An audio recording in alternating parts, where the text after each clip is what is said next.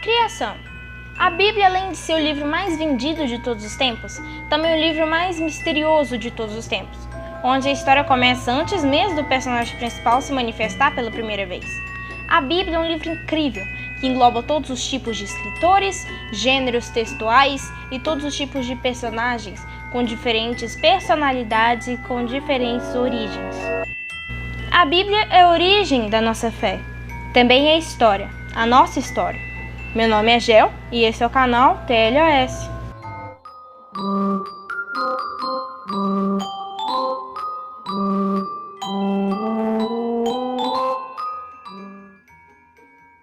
Tudo começa em Gênesis, quando Deus coloca em prática o seu plano perfeito. O início de tudo.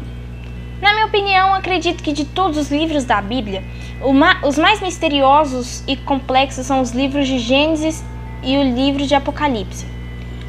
Gênesis, mesmo que pareça o livro mais simples de todos, retrata o início de tudo, ou seja, todos os mistérios do universo estão retratados no livro de Gênesis. Tudo que Deus queria criar para o homem está no livro de Gênesis. Algumas pessoas têm curiosidade de ler o livro de Apocalipse, mas nem percebem que para entender o final de uma história tem que saber o início dela. Eu sei que genealogia é chato, isso é fato. Nomes de pessoas que foram citados uma vez na Bíblia é exaustivo, mas saiba que nada que está escrito na Bíblia apareceu apenas para adicionar mais páginas. Ou seja, tudo veio da vontade de Deus, tem alguma explicação sim. Então, vamos ao que interessa. Vamos contar a história de como Deus criou o mundo.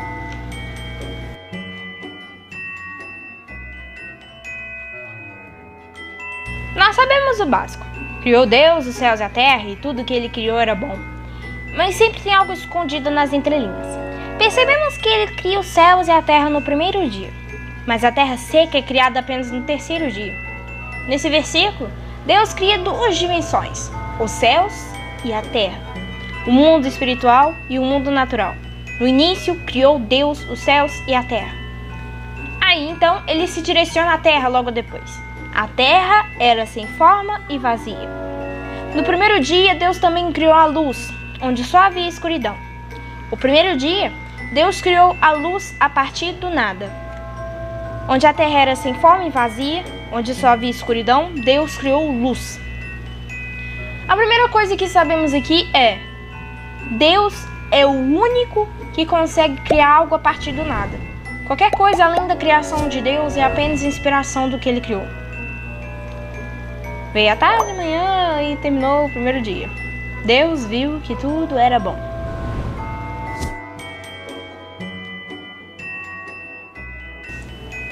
A Bíblia fala que o Espírito de Deus se movia sobre a face das águas, bem lá no início do capítulo 1 de Gênesis. No segundo dia, Deus faz a separação dessas águas, as águas dos céus e as águas dos mares. Foi nesse dia que Deus criou o ar, nosso precioso oxigênio. Deus cria as águas dos céus e as águas dos mares no segundo dia. O ar é a separação dessas águas, ou seja, a atmosfera, o oxigênio, essas coisas, ar, vento, é na verdade a separação e não as águas dos céus. As águas dos céus são os que chamamos de espaço sideral, até que faz sentido, né? Já que quem fica preso nas águas dos céus e nas águas dos mares mesmo se sente sufocados em oxigênio. A separação dessas águas é o que chamamos de superfície. E Deus viu que tudo era bom.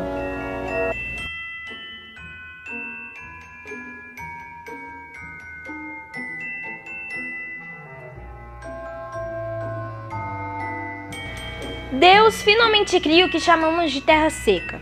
Na lógica de Deus, o ajuntamento de águas cria terra seca, né? E Deus viu que tudo era bom. Mas espera um pouquinho aí, que ainda não acabou. Deus decide criar vida no terceiro dia. Alguém entendeu a referência? Espero que sim. No terceiro dia, Deus criou as plantas. Todos os tipos de planta, árvore, flor, capim, planta carnívora, etc. Mas esses seres não continham alma e espírito, mesmo que fossem seres vivos. Mas algo era interessante. Deus enfatiza uma frase: cada um conforme a sua espécie. Ou seja, Deus não foi criando planta colorida e tacando na terra. Deus fez detalhadamente cada planta, criou cada espécie. e Deus viu que tudo era bom.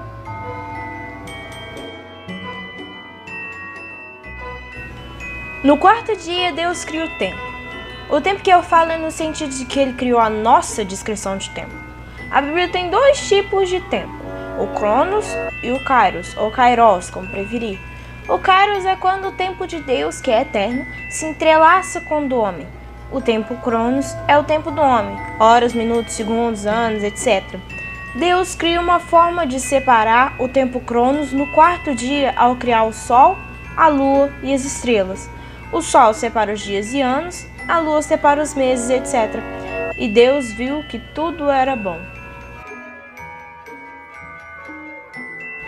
Deus cria vida novamente, ao criar os seres aéreos e os seres marítimos, os seres que dominam os céus e os seres que dominam os mares. Mas algo era diferente. No quinto dia, Deus cria os primeiros seres que contêm alma, que têm domínio sobre suas ações, cada um conforme sua espécie. Deus os abençoou e deu a ordenança de se multiplicarem pela terra. E Deus viu que tudo era bom. No sexto dia, Deus cria mais seres que contêm alma, mas são seres que dominam a terra. No caso, são animais dóceis, domésticos, selvagens, os que rastejam pelo chão e andam de 4 patas, cada um conforme a sua espécie. Mas foi também no sexto dia que Deus criou o único ser que continha espírito, o homem. Deus formou do pó da terra e soprou nele o fôlego de vida, o único ser que era a imagem e semelhança de Deus. Ele seria o guardião de toda a criação. Deus o abençoou e lhe deu domínio sobre toda a criação.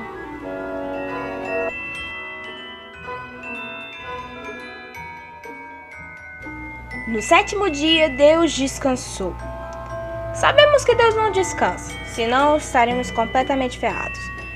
Deus fez isso para que o homem pudesse descansar no sétimo dia. O descanso não é no sentido de não trabalhar, mas sim de dar todo o louvor e dedicação a Deus pelo menos um dia de sua semana. Um dia para se relacionar com Deus. Deus abençoou esse dia e o santificou. Quando Deus criou os céus e a terra ainda não havia plantas, porque Deus não havia mandado chuva, e mesmo que tivesse mar, não tinha ninguém para que cuidasse da terra. Que a terra, a parte da terra do meio era muito grande, né? Tipo, pro mar chegar lá, essas coisas, sei lá. Então do solo brotava água que regava toda a terra. Deus criou o homem, soprou fôlego de vida em suas narinas e o homem se tornou um ser vivente. Após tudo isso, Deus cria o jardim do Éden. Deus colocou o homem no jardim para que ele o cuidasse. No meio do jardim, Deus coloca a árvore do conhecimento do bem e do mal, no meio do jardim, junto com a árvore da vida, e dá apenas uma ordenança: não coma do fruto da árvore do conhecimento do bem e do mal. Se comer dela, morrerás. Era apenas uma simples ordenança, né? Enfim. Logo depois, Deus dá autoridade a Adão para que ele pudesse nomear os animais. Mas Deus se sentia incomodado pelo fato de Adão estar só. Então Deus adormece Adão, tira uma de suas costelas e com ela cria uma companheira, a mulher. Uau! Deus deu ao homem a capacidade de ter uma família. E Deus viu que tudo era bom, mas algo estava prestes a acontecer. Uma pequena brincadeira. Ao final de cada episódio da série A Origem da Fé, vocês terão que escrever nos comentários onde Jesus se localiza na história. Já que ele é o personagem principal, então toda a história se concentra nele. Não é verdade? Onde está Jesus? Onde está Jesus na criação? Muito obrigada por assistir até aqui. Talvez você tenha caído de paraquedas, mas esse é o primeiro vídeo do meu canal. Pensei em falar sobre a criação porque esse é o primeiro vídeo, mas além de histórias bíblicas, o que já está de bom tamanho, eu ainda trarei mais conteúdo. E ele está centralizado em um ponto em comum: histórias. Eu amo histórias de paixão, adoro. Quanto mais louca, melhor. Eu darei continuidade a essa série bíblica do início ao fim, mas não será apenas isso. Então, se quiser saber mais, fique por dentro de todas as novidades. Talvez da próxima vez isso fique mais interessante. Meu nome é Gel e esse é o canal The Life of... Ah, pelo amor de Deus! The Life of Story. a vida da história. Ponto final. Hasta la vista, baby.